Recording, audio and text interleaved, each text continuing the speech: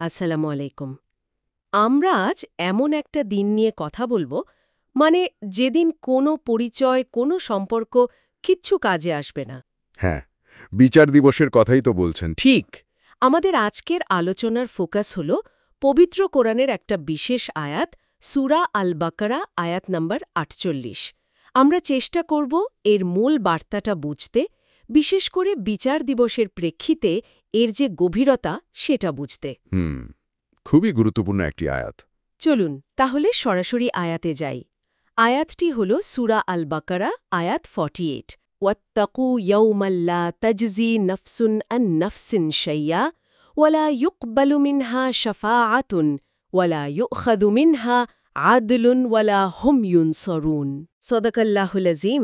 এর বাংলা অনুবাদটা এমন, এবং ভয় করো সেই দিনকে যেদিন কেউ কারোর সামান্য উপকারে আসবে না এবং কারোর পক্ষ থেকে কোনো সুপারিশ গৃহীত হবে না এবং কারোর কাছ থেকে কোনো বিনিময় নেওয়া হবে না, আর তারা কোনো প্রকার সাহায্যপ্রাপ্তও হবে না। ঠিক। আয়াতটা শুরুই হচ্ছে দেখুন একটা বেশ শক্তিশালী কমান্ড দিয়ে, ভয় করো সেই দিনকে। মানে এটা কিয়ামতের দিন, বিচার দিবস। আল্লাহ শুরুতেই আমাদের মনে ওই দিনের গুরুত্ব আর ভয়াবহতাটা গেঁথে দিতে চাইছেন। একদম। আর ঠিক তারপরেই আসছে সবচেয়ে কঠিন যে বাস্তবতা, যেদিন কেউ কারোর সামান্য উপকারে আসবে না। এর মানেটা হলো হাসরের ময়দানে যখন প্রত্যেকে নিজের হিসাব নিয়ে ভয়ঙ্কর উদ্বেগে থাকবে, তখন কিন্তু সবচেয়ে কাছের মানুষও, ধরুন বাবা মা, ভাই বোন, স্বামী স্ত্রী, সন্তান, কেউই অন্যের দায়িত্ব নেবে না। মানে অন্যের পাপের বোঝা ভাগ করে নেবে না। বিচারটা হবে একদমই ব্যক্তিগত কর্মের ভিত্তিতে।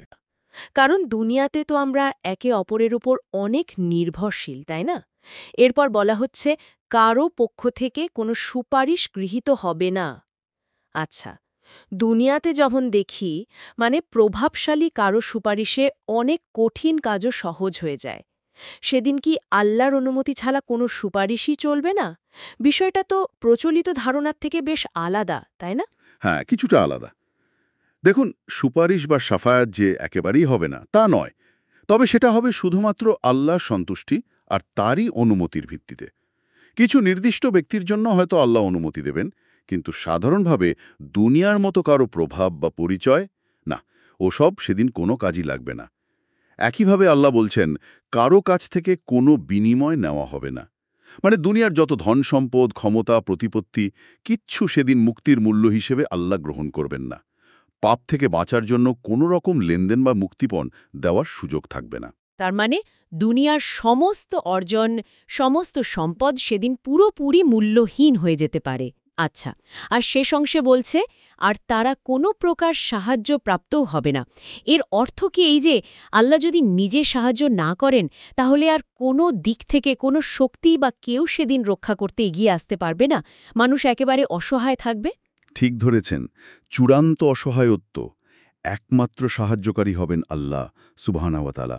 বিষয়টা তাহলে অনেকটা এরকম দাঁড়াচ্ছে যে এটা একটা ফাইনাল পরীক্ষার মতো, যেখানে শুধু নিজের প্রস্তুতি নিজের খাতায় কাজে লাগে।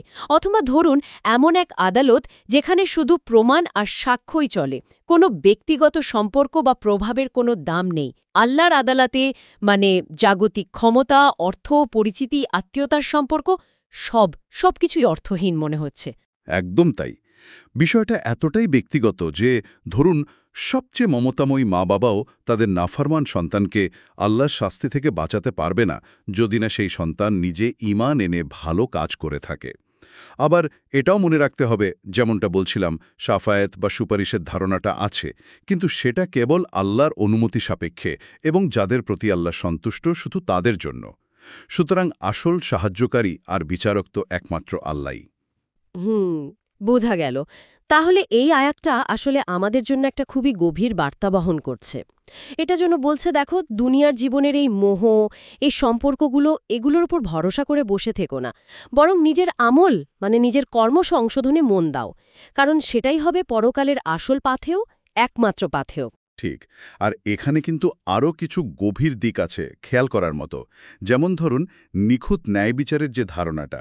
দেখুন, আধুনিক যে আইন ব্যবস্থা, সেখানেও কিন্তু মূল নীতি এটাই, ব্যক্তির দায় ব্যক্তিরই। একজনের অপরাধের জন্য তো অন্যকে শাস্তি দেওয়া হয় না, তাই না?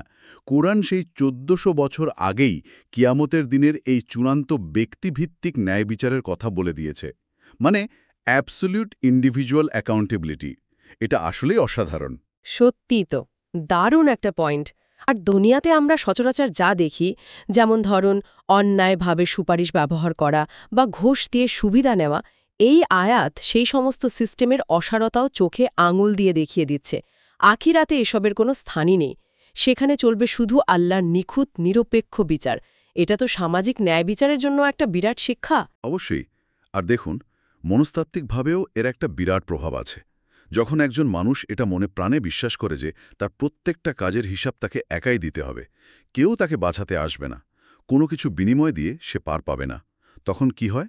তখন তার মধ্যে স্বাভাবিকভাবেই একটা গভীর দায়িত্ববোধ জন্মায়। সে অন্যায় কাজ থেকে, পাপ থেকে নিজেকে বাঁচিয়ে রাখতে সচেষ্ট হয়। কোরআন কিন্তু এই ব্যক্তিগত দায়িত্ববোধকেই খুব জোরালো করছে।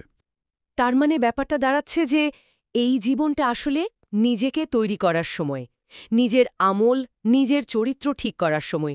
অন্য কেউ এসে শেষ বিচারের দিনে আমাকে বাঁচিয়ে দেবে, এই আশা নিয়ে বসে থাকাটা আসলে এক ধরনের আত্মপ্রবঞ্চনা। নিজের বোঝা নিজেকেই বইতে হবে। ঠিক তাই। সেলফ ডিসেপশন বা আত্মপ্রবঞ্চনায় বটে। তাহলে আলোচনার একদম শেষে এসে আমরা যদি মূল কথাটা আরেকবার বলি, সেটা হলো যারা দুনিয়াবি সম্পর্ক, ক্ষমতা, অর্থ বা পরিচিতির ওপর ভরসা করে পরকালের নাজাত বা মুক্তি খুঁজছে, তাদের জন্য এই আয়াতটি কিন্তু এক বিরাট বিরাট সতর্কবার্তা। আল্লাহর কাছে আমাদের ব্যক্তিগত ঈমান আর নেক আমল ছাড়া আর কিছুই সেদিন মূল্যবান হবে না। একদম। আর এখানেই দর্শকদের জন্য একটা বিষয় আমরা হয়তো ভাবনার খোরাক হিসেবে রেখে যেতে পারি।